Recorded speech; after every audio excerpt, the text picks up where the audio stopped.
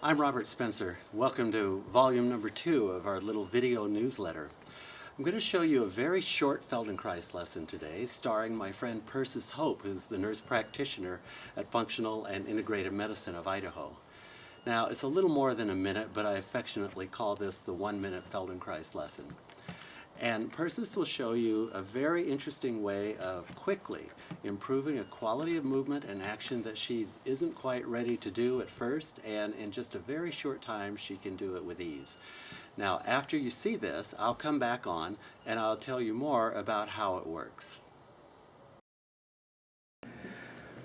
Well, hi Persis, are you ready for your 1-minute Feldenkrais lesson? I'm so ready. Okay, so don't do anything that strains, don't Okay. work real hard, don't stretch to do it. Okay. We'll just find out what comes naturally to you. So let's start with having you just take either arm, whichever one you want, and extend it out horizontally to your side. Like that? That's right, exactly. And then gently just tip your ear towards that shoulder and find out how close it comes without you having to push it, stretch it, strain it, or do anything. Okay, good. So come back up, and now bring your arm and bring it right up alongside your head. Great. Now keeping your head and your arm in contact, just lower that whole thing down to the side, down until your arm is horizontal. That's great. And come back up and stay in contact with your head and your arm. Do that maybe 2 or 3 times or more. And if you can, make sure that you come all the way down to the horizon with it. That's right. Now stay there. Now lift your head up. And now put it back down. Okay, now stand up straight. Put your arm out to the side. Lean your head on it. Okay, now bring it up against you again. And a couple of times, just go down. Good. Okay, one more time horizontal. Good. Now take your head, stand up straight, and take your head up. Now bend over and put your ear back down. There you go. All right, so let's take a look at what happened here.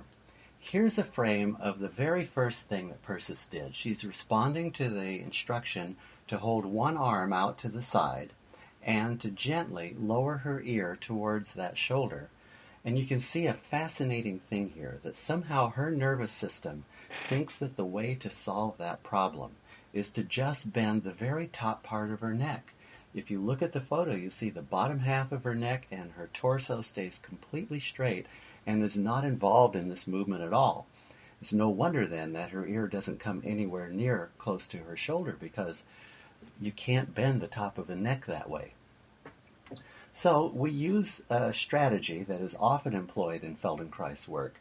We want to create a situation in which her habitual beginning is impossible to use. So we can put that out of bounds by having her bring her arm up to her head, which is much easier than the head to the arm, and she puts her arm and head together and is asked to keep it that way, and then to bring the arm down to horizon with the head attached to it still. And look, she can do that, but it's a very different strategy for getting the movement done. You can see that her entire spine is now curving to the side. Look at the ribs underneath her outstretched arm on the right side. They're very compressed. The ribs on the left side, with her arm lying against that side, are very open. If we could scan down to see her feet, we would find that she had shifted how she balances. So she's employing a much greater amount of herself to solve this problem now than she did originally. And this position requires her to do that without me having to say so. Now then, after she's done it a few times, we say, good, leave your arm there and stand back up, and then right away put your head back down, which she can do. Notice again, she's got the curved ribs on the compression on the inside and the opening on the outside, and her entire spine is involved. That's really quite a change in a short amount of time. Here's the first photo again. This is what she could do at the beginning. And here's a composite of her before and after. So that's a lot of change in really just a little over a minute.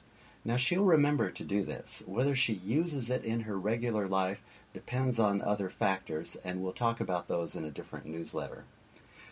In a traditional Feldenkrais class, in a regular awareness through movement lesson that might last up to 45 minutes, We can do a lot of this kind of stuff. We can create configurations that promote awareness of how someone uses themselves, and they can become much better at it. You can see if she were to continue using just the top of her neck very often, she would develop problems there. In this second photo, the after picture, she finds that everything has much less stress and strain if she uses more of her whole self to accomplish what she wants to do. So, that's it for this week.